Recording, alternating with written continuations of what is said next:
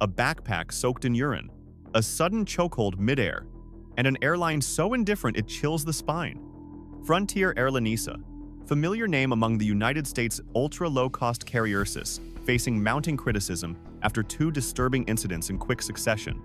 One involving a female passenger who discovered her carry-on drenched in bodily fluids with no one held accountable, and another where a man was nearly strangled by the passenger in front of him just as the plane touched down. These aren't scenes from a dark comedy or thriller, they're real events, and they expose unsettling gaps in how Frontier treats its passengers. Based in Denver, Colorado, Frontier Airlines operates under an ultra-low-cost model offering rock-bottom fares by charging separately for nearly every additional service, from checked luggage and seat selection to in-flight snacks. With a fleet of modern Airbus aircraft and signature animal mascots on their tail fins, Frontier has gained popularity for its affordability, but it's also frequently criticized for its bare-bones service, rigid policies, and controversial incident handling. Despite marketing itself as a budget-friendly airline, Frontier has repeatedly come under fire for its treatment of customers in unexpected or crisis situations. With a philosophy of extreme cost-cutting, the airline has been accused of disregarding even the most basic standards of passenger command. These two recent incidents are the clearest examples yet. A woman's backpack ends up soaked with urine and her complaints ignored. A man is choked without warning, and the airline remains silent. Together, these events raise a sobering question. When flying cheap, what is the real price we pay? Safety? Sanitation? Human dignity? On June 9, 2025, a female passenger on a Frontier Airlines flight from Seattle to Dallas found herself in an utterly unexpected and disturbing situation. Her backpack, stored beneath the seat in front of her throughout the flight, was soaked with a mysterious liquid she strongly believed to be urine. After the plane landed, she reached down to retrieve her bag and noticed it was soaking wet. Initially assuming it was spilled water or soda, she took it to the aircraft lavatory to dry it off. But as soon as she began wiping it, the tissue paper turned yellow, a visual confirmation that left her nearly certain. Urine had leaked down from the seat in front and into her personal belongings. The horror of that discovery was only the beginning. Distressed and understandably shaken, the woman immediately returned to the boarding gate to report the incident. But instead of concern or action, she was met with indifference from Frontier staff, who simply redirected her to the ticket counter. There, she brought tissue samples visibly stained with urine as evidence and explained the situation again to another set of employees. Eventually, she was sent to speak with a supervisor. According to her sister, who shared the incident on Reddit, where it quickly gained attention, the airport manager appeared baffled and admitted this was the first case of its kind they'd ever encountered. Staff even had to call upper management for guidance. But the final outcome was a crushing blow.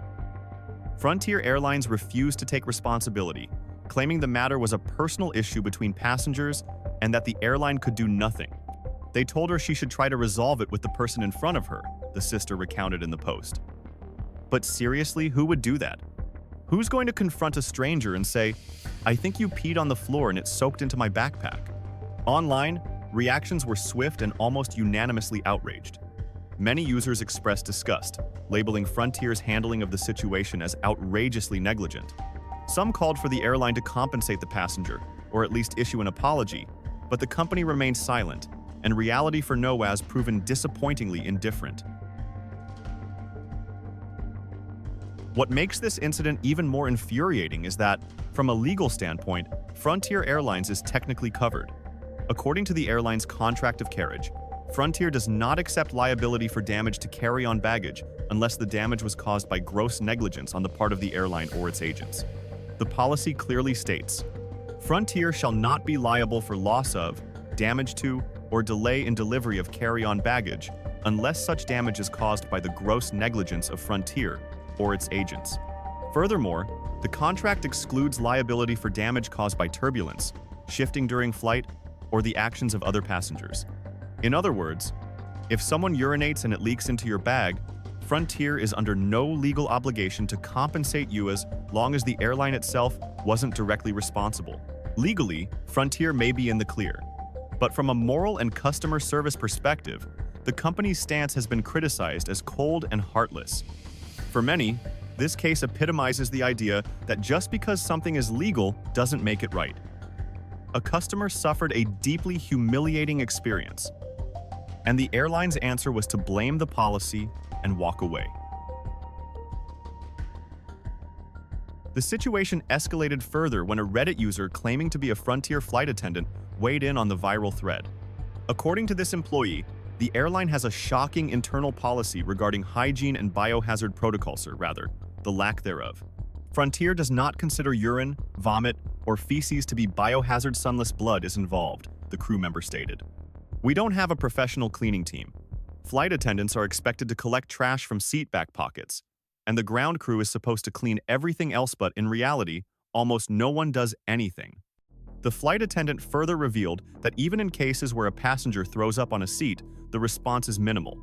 At best, someone might wipe it down with paper towels and spray a little cleaner. There's no deep cleaning or sanitizing. This revelation has made many online readers deeply uncomfortable. If what the employee says is accurate, it suggests that the urine-soaked seat may have gone right back into rotation. It was likely ready for the next unsuspecting passenger, run-washed, unmarked, and unacknowledged.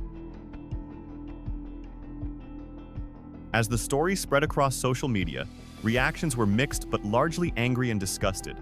Many users on Reddit, X, and travel forums acknowledged that when flying with ultra-low-cost carriers, passengers often have to accept a certain level of trade-off. That includes basic service, minimal perks, and the risk of bizarre, even appalling situations. One Redditor sarcastically called it the urine tax, the hidden cost of flying cheap. Another joked that this was a round-trip ticket to epidemiological hell.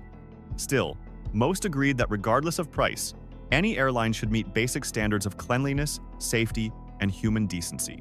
Bodily fluids, whether visible or not, aren't just unpleasant. They can pose real health risks, and ignoring them sends a troubling message that passenger well-being is optional when the fare is low. On June 30th, 2025, on Frontier Flight 1203 from Philadelphia to Miami, a serious incident unfolded midair when a young male passenger suddenly attacked the person sitting behind him, throwing the entire cabin into chaos. What should have been a routine landing ended in panic and violence and placed Frontier Airlines, already under fire for various customer service issues, at the center of yet another disturbing safety scandal.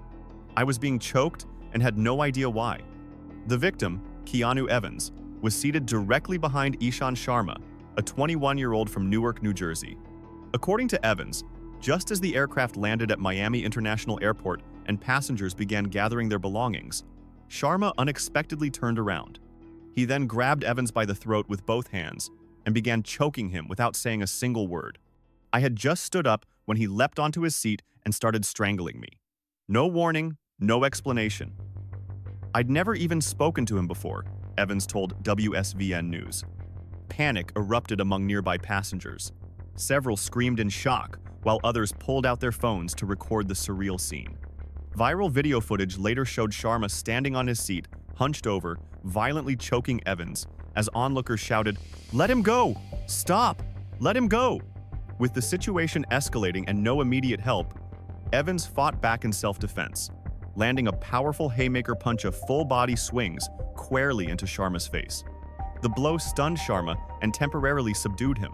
Post-incident images show Sharma with a badly bruised left eye and multiple cuts on his face and neck, while Evans sustained only minor scratches.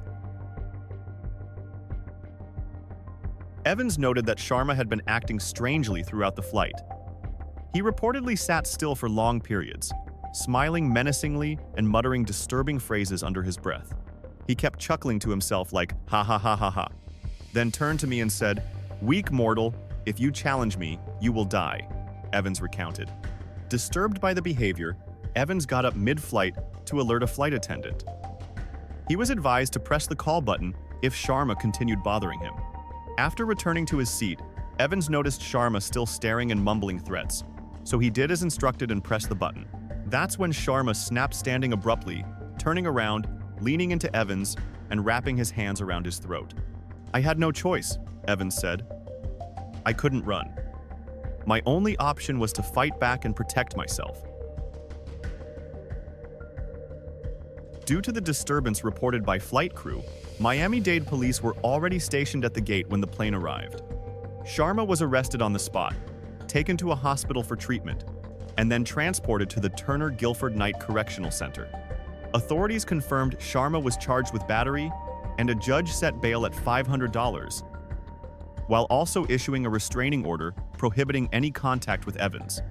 Evans declined medical treatment at the airport and remained reserved during post-incident interviews.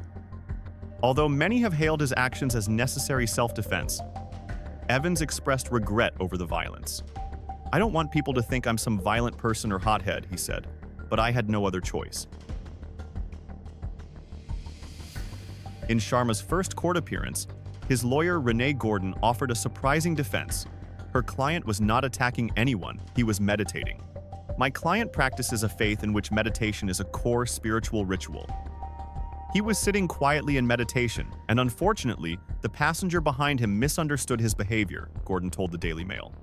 Despite the claim, prosecutors upheld the assault charges, citing video evidence and multiple eyewitnesses. Sharma remains in custody, pending a formal court date. Though the incident quickly gained traction across social media and major news outlets, Frontier Airlines declined to comment. The airline's silence has only fueled public concern about how low-cost carriers handle safety risks, especially in situations involving possible mental health episodes or violent behavior. For many, the question remains: what safeguards, if any, are in place to protect passengers when the unexpected turns dangerous? And in Frontier's case, silence is proving to be far from reassuring. Whether it's a urine-soaked backpack no one takes responsibility for, or a passenger being choked in his seat mid-flight, both incidents reveal a sobering truth. A cheap ticket should not come with the airline's right to remain silent when passengers are endangered, disrespected, or harmed.